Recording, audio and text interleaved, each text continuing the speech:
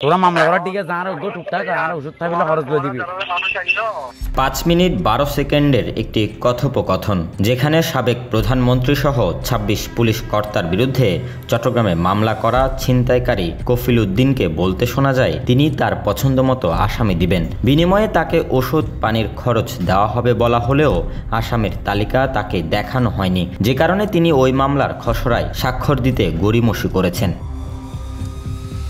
অন্য প্রান্তে থাকা আইনজীবী নগর ছাত্রদলের সহ সভাপতি অ্যাডভোকেট জিএম সালাউদ্দিন দাবি বাদী কপিল উদ্দিনের। পরে অবশ্য আবদুল্লাহ আল মামুন নামে এক অন্য আইনজীবীর মাধ্যমে সাবেক প্রধানমন্ত্রী সহ 26 পুলিশ কর্তার বিরুদ্ধে আদালতে মামলা করেন তিনি। চট্টগ্রাম মহানগর ছাত্রদলের যুগ্ম আহ্বায়ক জিএম সালাউদ্দিন কাদের আসাদ আসামিদের তালিকা না দেখিয়েই মামলার খসড়া তৈরি করে এবং তাকে সেখানে স্বাক্ষর করতে বলেন বলে সামাজিক যোগাযোগ মাধ্যম ফেসবুকে লাইভে এসে দাবি করেন কফিল। যদিও এই কথোপকথনে শহীদ এবং শাহাদাতের নামও উঠে এসেছে আইনজীবীর সঙ্গে মধ্যস্থতাকারী হিসেবে। গত 10 নভেম্বর কোতোয়ালি থানায় বাদী হয়ে ছাত্র আন্দোলনে হামলার অভিযোগে একটি মামলা করেন রায়ান নামের এক শিক্ষার্থী, যে মামলার আসামির তালিকায় আছে কফিলের নাম। অন্যদিকে গত 18 November Chittagong metropolitan magistrate Jewel দেবের আদালতে কফিল একটি মামলা দায়ের করেন, যেখানে 26 পুলিশ কর্মকর্তা সহ 92 নম্বর আসামি রায়ান।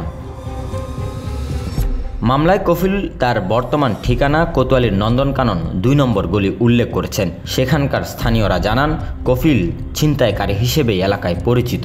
আওয়ামী সরকারের আমলে প্রভাবশালী যুবলীগ নেতা হেলাল আকবর চৌধুরীর হয়ে মিছিল মিটিংয়ে অংশ নিতেন। ছোট ভাইদের একটি গ্যাং ছিল তার অধীনে, আর সেই প্রভাবেই তিনি এলাকা দাপিয়ে বেড়াতেন।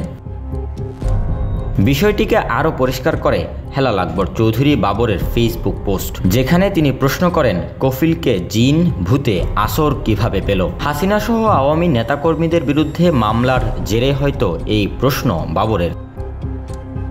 জানা গেছে কফিল উদ্দিনের রাজনৈতিক জীবনের শুরু থেকেই তিনি আওয়ামী লীগের সমর্থক। মূলত সরকার পতনের পরেই তিনি ভোল পাল্টে রাতারাতি বিএনপির সমর্থক বনে যান।